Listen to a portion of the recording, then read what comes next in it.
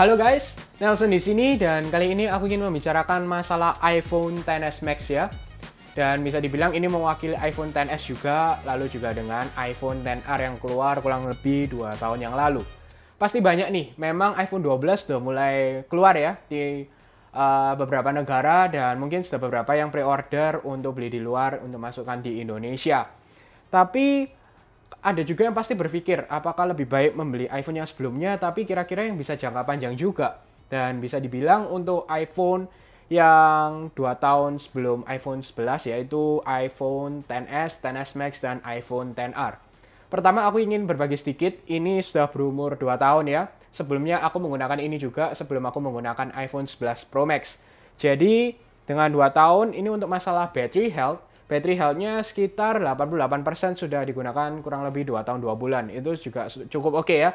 Dan sehari-hari memang ini digunakan oleh salah satu keluargaku juga setelah aku gunakan selama 1 tahun, yaitu dengan 18 watt yang ada diberikan di Apple. Memang mereka mengatakan untuk iPhone ini, untuk XS ya, seri XS dengan 15 watt, dengan 30 menit mendapatkan 50%. Jadi maksimum 15 watt untuk iPhone XS series, dan untuk iPhone 11 dan 12 memang berkembang dengan 18 watt dan 20 watt. Lalu untuk masalah body tidak masalah. Kalian bisa lihat ini memang jarang jatuh ya. Jadi paling masalahnya hanya sedikit ada berat di masalah frame di stainless steelnya. Tapi overall aku juga menggunakan screen guard juga dan untuk casing, jadi overall sih tidak masalah. Untuk masalah display juga, kan aku sebelumnya menggunakan tempered glass dan juga salah satu keluarga aku juga menggunakan tempered glass ya sampai sekarang. Jadi tidak masalah dengan 6,5 inch display dan untuk layarnya memang hanya Super Retina display.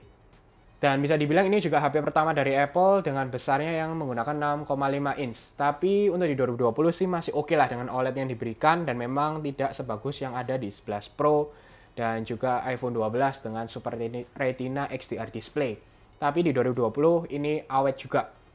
Dan untuk security-nya nih, dengan Face ID, dan yang paling baru ya, untuk masalah Face ID ini menurutku sih nggak masalah sama sekali, karena improve-nya juga di masalah software yang terakhir dengan iOS 13. Dan iOS 14 semuanya berjalan dengan lancar di iPhone ini, dan juga Face ID-nya menurutku sangat cepat juga, dan aku tidak merasakan ada perbedaan untuk masalah Face ID di iPhone XS Max dan iPhone 11 Pro Max. Jadi tenang saja. Dan untuk masalah kamera, primary kameranya untuk masalah hardware-nya aslinya sama dengan iPhone 11 Pro Max.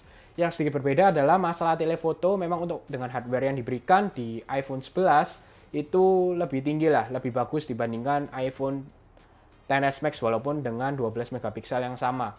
Lalu memang kita kehilangan masalah apa? Diffusion, lalu night mode tidak ada diberikan di iPhone XS Max. Tapi menurutku sih masih sangat oke ya diberikan dengan cahaya yang cukup. Ini sudah sangat oke diberikan. Dan juga untuk videonya memang depan juga 4K 3060 dan kamera depan hanya 7 megapiksel dibandingkan dengan untuk iPhone 11 sudah mulai dengan 12 megapiksel. Jadi untuk videonya kita hanya mendapatkan sekitar 1080, 3060 fps, tidak ada 4K.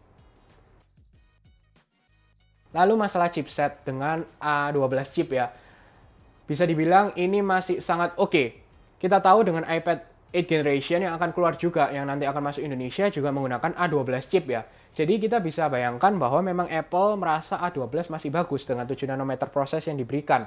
Jadi aku masih rekomen ke kalian di tahun 2020 yang kalian pikir lebih baik beli iPhone yang mana dengan yang sedikit lebih murah, yaitu iPhone XS atau iPhone XS Max dengan level yang diberikan ya. Jadi dengan A12 chip, lalu dengan RAM-nya sudah 4 GB juga di iPhone XS Max, aku pikir sih masih 3 tahun ke depan masih oke. Ini dengan iOS 14 juga sangat lancar. Tapi mungkin masukanku ke kalian adalah jika kalian mau membeli menggunakan yang 128 GB ya. 256, tidak ada 128 ya untuk iPhone XS. Jadi dengan yang diberikan jangan yang 64 karena sekarang filenya sudah mulai besar. Jadinya kalau misalnya kalian tidak memberikan spare kurang lebih 10% dari storage yang ada, nanti akan lemot juga. Dan untuk baterainya buktinya saja aku sudah menggunakan 2 tahun ya, ini masih 88% battery health. Jadi sudah sangat oke. Untuk masalah Geekbench juga setelah dites memang untuk single core-nya dengan 1100 lalu dengan multi core-nya sekitar 2450 itu sudah sangat oke. Masalah game juga nggak masalah. PUBG juga bisa smooth extreme.